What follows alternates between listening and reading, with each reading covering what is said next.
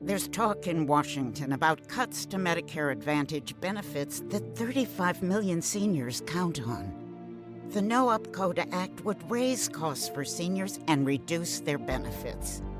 The No Up-Code Act is a broken promise and a bad deal for seniors.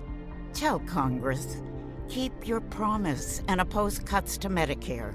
Vote no on the No Up-Code Act.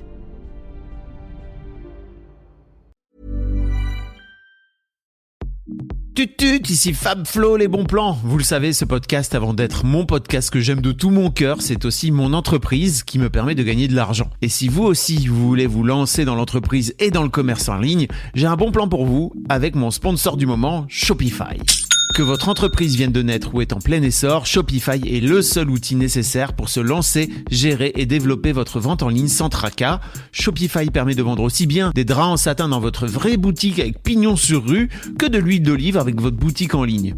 Je travaille sur Internet depuis des décennies et je sais à quel point c'est précieux de trouver des outils tout en un et c'est exactement ce que propose Shopify. Sans oublier leur assistance, toujours à votre dispo sur toutes les étapes vers votre succès ou encore les outils marketing que vous propose Shopify. Et je vous avais promis un bon plan, donc le voici. Vous pouvez vous lancer dès demain dans une période d'essai à 1 € par mois en allant sur shopify.fr/histoire sans S. Je vous répète, shopify.fr/histoire, HISTOIRE, et vous aurez droit à une période d'essai à 1 € par mois. Merci beaucoup à Shopify pour leur soutien à mes podcasts et vous permettre de continuer à écouter Histoire d'argent gratuitement. Exécuté par qui? Fabrice Florent. Et donc, qui tu serais si t'étais pété de thunes, Catherine?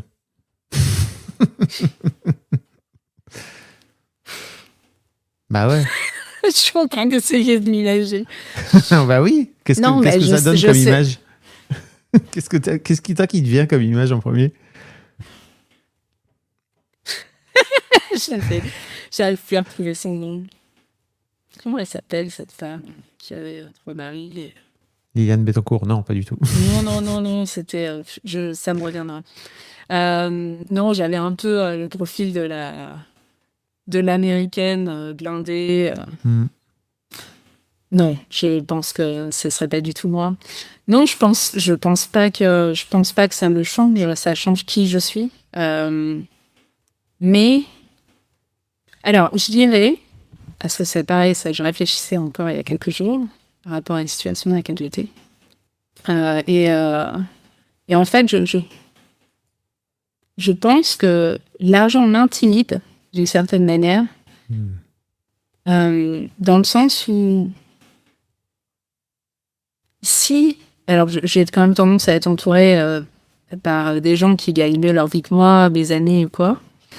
Et parfois, je me sens vraiment amoindrie par leur situation. Et c'est terrible parce que je les aime, mais ça vient me faire me sentir toute petite, quoi. C'est très, très étrange. Donc, j'essaye de... Et je me dis, est-ce que c'est une forme de jalousie ou est-ce que... C'est presque comme si c'était pas tout à fait moi. C'est peut-être un enfant de moi ou... Ouais. Je sais pas, une partie de moi, mais c'est pas tout moi. Mais en même temps, si tu as été élevé avec l'image de l'argent et tu vois l'éducation de ton beau-père qui dit en fait si t'as pas d'argent, bah t'es pas ambitieux, et si t'es pas ambitieux, bah t'es rien.